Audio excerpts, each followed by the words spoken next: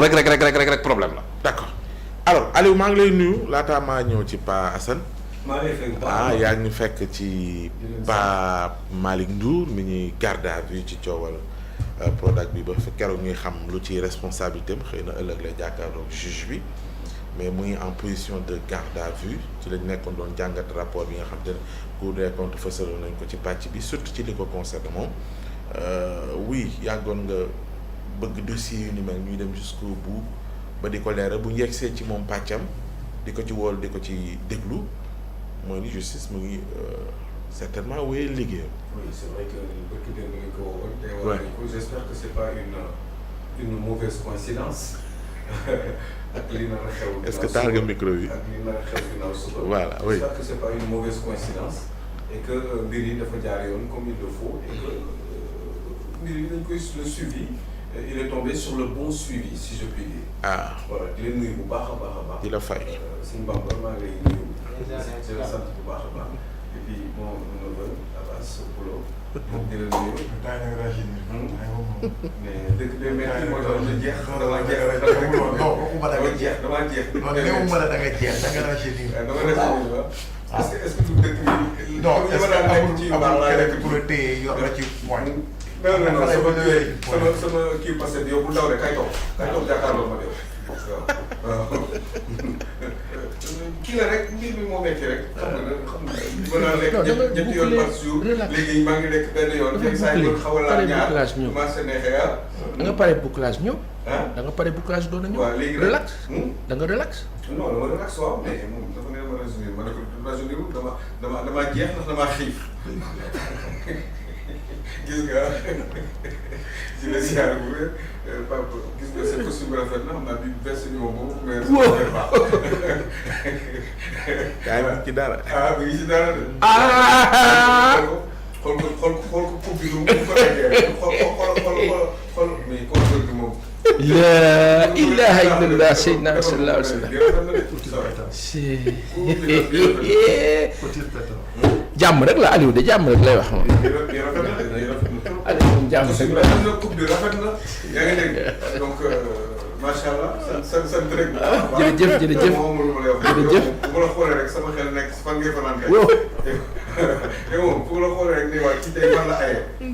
waaw sant leen bu baax a baax c'est un plaisir. mais ñun aussi ah. d'être avec vous. ñun aussi ah. c'est tout de suite envie. oui bu gis rek yokk. waaw mais mi ngi ñëwaat. xam naa dinañ naa di ko jël daf may préparé.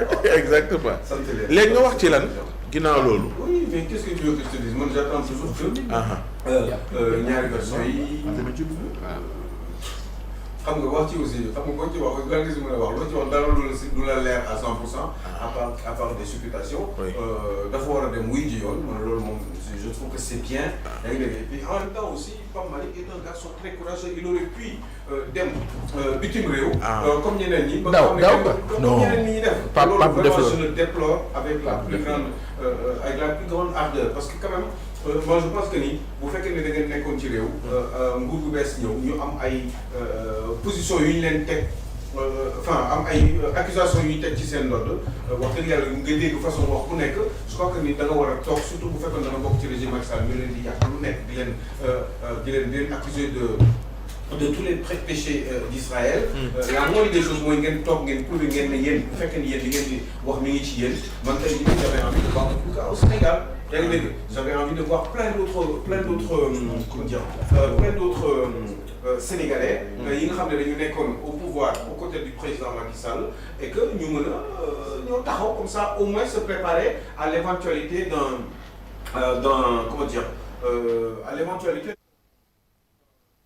d'une convocation. yaa ngi dégg loolu wax dëgg yàlla man dama ko bëggoon bu baax a baax mais je vois que ni quand même la moitié justement ou le tiers des justement gens qui étaient aux côtés du président Macky Sall ce tiers-là est parti à l'étranger et man loolu moo ma gën a gêné ci mbir mi parce que j'attendais qu'il s'apprête qu'il reste déjà dans le pays et qu'il à moins qu'il nous me prouve que ni ils sont partis pour justement des raisons professionnelles parce que ku nekkoon ci réew. am ay ndombol tànk boo génnee ci pouvoir boobu bon war nga mën a wut liggéey ci sa biir réew wala nga dem bitim réew dans ce cas-là je peux le comprendre j'ai beaucoup aimé, je ne cesserai de le répéter, l'attitude de Maodo Malick Mbaye qui justement après que nguuru Macky Sall daanu est parti au Maroc pour continuer benn liggéey boo xam ne amoon na ci ay link et ça c'est très bien parce que bi ñu ko woowee dafa dellusiwaat et puis il est en affront avec la justice.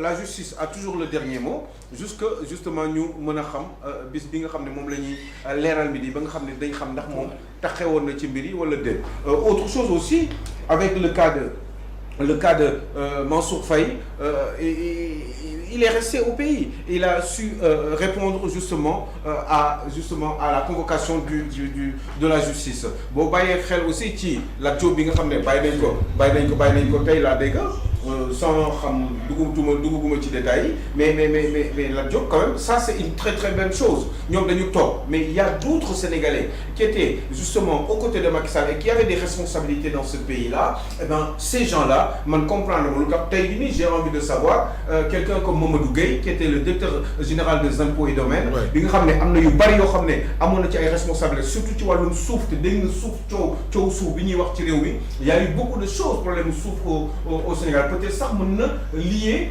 Farba Ngom mi nga xam ne mi ngi ci nguur gi. À un moment donné on a pensé aussi à mettre sous bracelet électronique je ne sais pas s'il la gardait toujours ou pas moom Mame Boye Diao.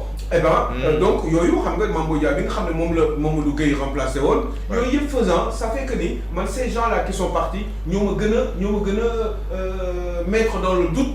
Par rapport à leur responsabilité quant à la gestion qu'ils avaient dans le domaine bi nga xam ne moom lañ leen dénkoon man yooyu moom may gën a gêner mais pour le cas yooyu ces gens-là qui je le dis souvent même dans d'autres plateaux sur d'autres plateaux pardon je disais que ni il faut que ces gens-là pourquoi ñu dem pourquoi ils sont partis faire face à leur responsabilité non man si ma prouve ne ma quelqu'un m'a dit Aliou écoute wala ñu def ko de manière officielle wax de manière officielle Aliou écoute man dama nekk parce que lii ak lii la bés bu ma ko fekk ma ñëw d'accord mais dañu ñëw rek téye seen làmmiñ daw jàpp seen ñam toog bitim réew ça me gêne énormément et ak li ñu doon wax yëpp ci réew mi mu wóor ma ni man mii salfaañe nañu lu bari ay salfaañe am na ci gestion wu régime u Macky Sall parce que dafa am donc yooyu yëpp man dama doon bëgg ñu may leeral ni ñoom duñ ci dara en termes de responsabilité donc quelqu'un comme Pape Malick Ndour qui est là et qui a perdu le pouvoir avec son mentor le président Macky Sall eh ben qui est là et qui assume ses responsabilités en tant qu'opposant et que mu pare bu ñu ko wooyee mu dem wuy ji ça c'est déjà une très belle chose et c'est une bonne chose et franchement moi je dis respect à lui à ce niveau-là maintenant nag li ci biir dañ ko xaar parce que nag Pape Ousmane mënuñu si wax parce que luñ ci wax aussi on risquerait de se tromper xoolal kaawu Mansour Faye liñ ko yàq lépp wax dëgg yàlla nañ waxante dëgg rek te yàlla tax liñ ko yàq yëpp liñ teg yëpp ci ndoddam avant ñu koy woo xool ko téye nañ ko ñeenti weer ak lu teg presque 5 mois. xoolal fu ñu mujjee bàyyi ko xoolal et ça aussi damay rafetlu loolu justice bi parce que ça veut dire que ni bon am na ñoo xam ne ñu ngi góorgóorlu dans le milieu de la justice. ñi nga xam ne ñoom ay responsabilités des magistrats yoo xam ne wax dëgg yàlla ñi ngi wane ni ñoom kenn mënu leen. influencer et ça c'est très bien parce que gis nga fi mu mujjee leen rek moo dommage mooy est-ce que Mansour Faye bon ben jar na ko je n'en sais rien mais bu fekkoon ni dans des grands pays démocratiques day retourner contre la justice de ce pays-là parce que tout simplement subir na ay injustice ay préjudice yoo xam ne wax dëgg yàlla dañ ko ci war a fay donc ay dommages par rapport ak injustice ak préjudice yi nga xam ne moom la subir d'abord ci ŋàññe yi ñu ko doon ŋàññ ak li ñu doon teg ci ndoddam ak li nga xam ne moom la justice téye ko yoon téye ko ba mu toog ay weer ci biir kaso loolu yëpp wax dëgg yàlla eh ben loolu bëggoon naa ñu bàyyi ci xel donc pour le cas de Pape Malick Ndour léegi damay xaw a moytu parce que ay exemple ñoom Pape Malick Ndour nii man moo ma xaw a moo tax léegi mais moytu di def ay avancer ay propos yoo xam ne peut-être que je ne les maîtriserai pas je ne les maîtrise pas du tout parce que xamuma li nekk ci biir lenn rek moo ma mën a wóor mooy tout de suite après comme le cas de Mansour ou peut-être de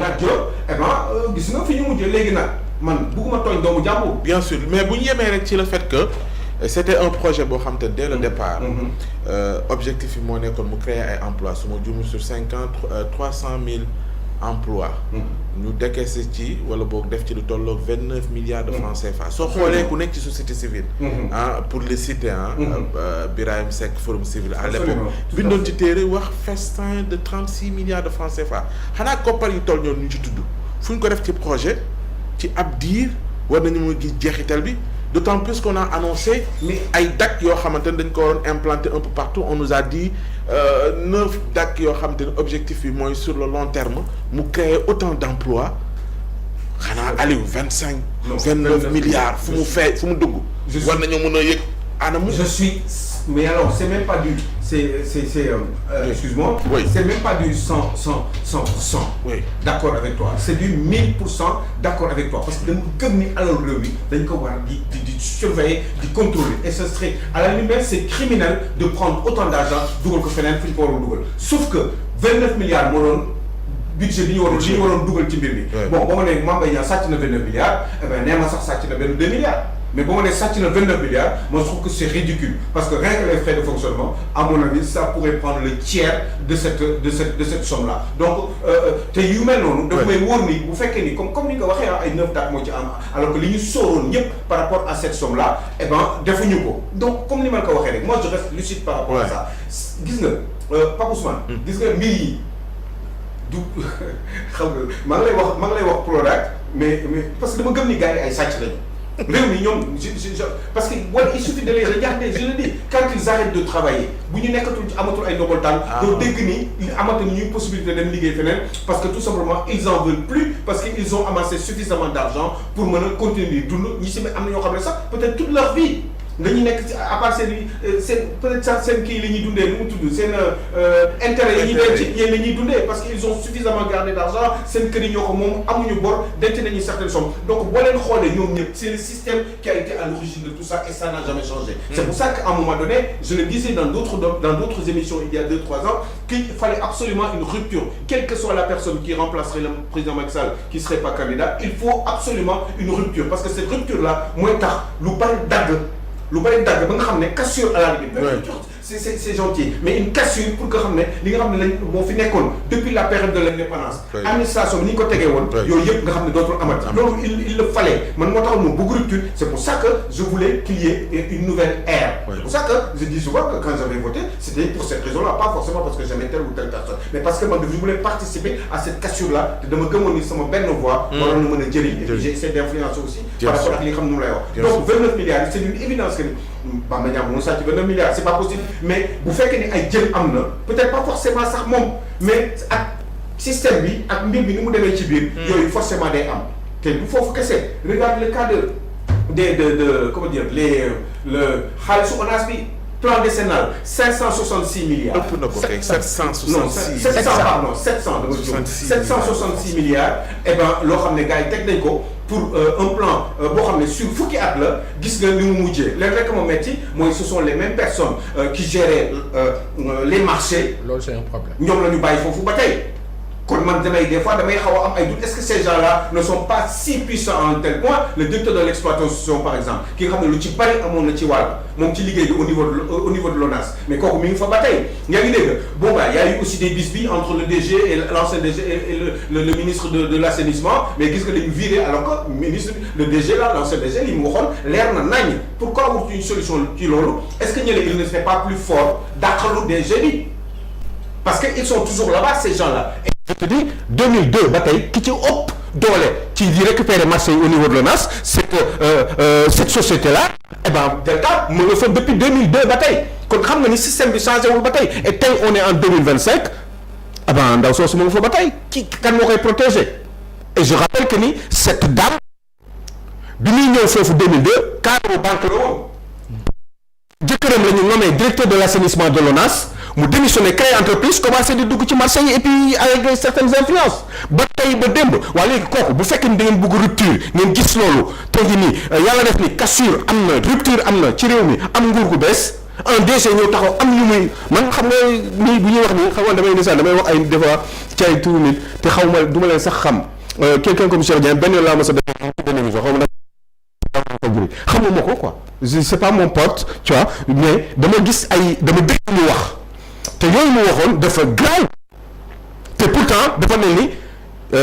opérateur ñooñu kii yooyu noonu ñooñu doon jël marché yi ñu ma lay tuddal ni ay Vika ay Delta ak yu demee noonu. ñooñu dafa lobbying lañ. dafa mel ñoom ñoo ko ëpp doole ñoo ko dàq. boo leen naree kiiwal seen loolu rek ñoom ñooy organiser wu comploter la écart. waaye léegi Papa Moussa léegi loolu quand même est-ce que loolu pour man peut-être que vous seriez un peu gêné mais man ça me pose beaucoup de problèmes par rapport ak justement le fait que ñu dàq Cheikh Dieng parce que lii c'est grave bu fekkoon nañ ko dàq sax ba pare dàqaale ñu le kii directeur bu bees bi ñëw jaxase carte gi remettre les choses en ordre ñu xool ñële déjà bii fi nekkee lan lañ fi def ak yu demee noonu ak qu'est-ce qu'ils ont gagné ci marché yi ak lan lañ fa dugal xoolaat marché yi ni mu fonctionner mais ils n'ont rien fait et ça me gêne beaucoup parce que damay am ay doutes après équipe yi nekk sax même ci biir ministère genre chargé des inondations xaw ma la ak lan mais même équipe bu plan décennal bi la waaw mais léegi rien n'a changé mais c'est normal mais oui c'est pas normal ça non c'est normal entre guillemets parce que ñi ci bopp yi kenn changé wu leen maa ngi lay wax le directeur de l'exploitation non xam nga ñi ci bopp yi ñan la ñi Sénégalais yi mën a changé muy président et les Sénégalais ont opté la rupture. waaw mais léegi à ton avis Pape Moussa lu tax amul ba tey. waaw loolu la ça fait léegi bu def ñaari at. loolu laay wax nii. et pourtant xaalis boobu ñuy wax amul luñ ci yàqul régime bële. dañ ko war a auditer au moment où je parle. IGE ma nga fa. d'accord non benn la rek parce que même kii bi la parce que xam nga lii 29 milliards la mais bële 766 milliards. Aliou mais c'est terrible quoi. IGE mi ngi foofu laa la wax. waaw c'est bien bu fekkee ni IGE ngi. nañu jéem a xool. non parce que waxuma leen nekk foofu di kii ay. voilà tu vois 20 millions ak ay mur bu ñuy tabax. nañu dugg ci plan décennal bi. ok auditer ko au fond marché yu mag yi. waaw mais xam nga lu gën a parce que mission IGE mënu fay nekk tamit di xool ay mbiru 2 millions 3 millions. d'accord mais parce que à mon avis juste pour terminer c'est parce que ni dañu gëm ni ñi fa nekkoon ak li ñu wax yépp ci plan décennal boobu ñi fa nekkoon ñu téye leen fa te ñu doon gagner marché yi doon liggéey bi ci gën a mag donc di jël lu ëpp ci xaalis boobu ñuy tudd nii eh bien ñooñu bon je pense que ni ñi fi nekk ils considèrent que ni ils ont bien travaillé moo tax ñu bàyyi leen fa. mais tax ñu bàyyi leen fa ba tax. merci Aliou vous avez pas un problème avec ça. pour le cas de 29 milliards aussi il faut ñu vérifier. xool yan responsabilité la ci Pape Malick Ndour am. et puis c'est tout compris alors Assane maa ngi lay nuyu yow it di la ziar dam nañu ci waxtaan bi ñeel Pape Malick Ndour du ñàkk nga am ci commentaire su ko defee ma jàll ci beneen poñ bi ziar naa la bu wér. bismillahi rahmaani rahim asalaamaaleykum wa rahmatullah taala wa barakaatu yéen ñëpp maa ngi leen di nuyu Abbas Aliou Pape Moussa Khadim Mame Khadim Baye Ousmane ak ñëpp maa ngi nuyu ñëpp xanaa Pape aw ma ci commentaire billaay maanaam li nga ci waroon wax yëpp wax nga ko non billaay aw ma ci alors commentaire bu fekkee ne amoo ci commentaire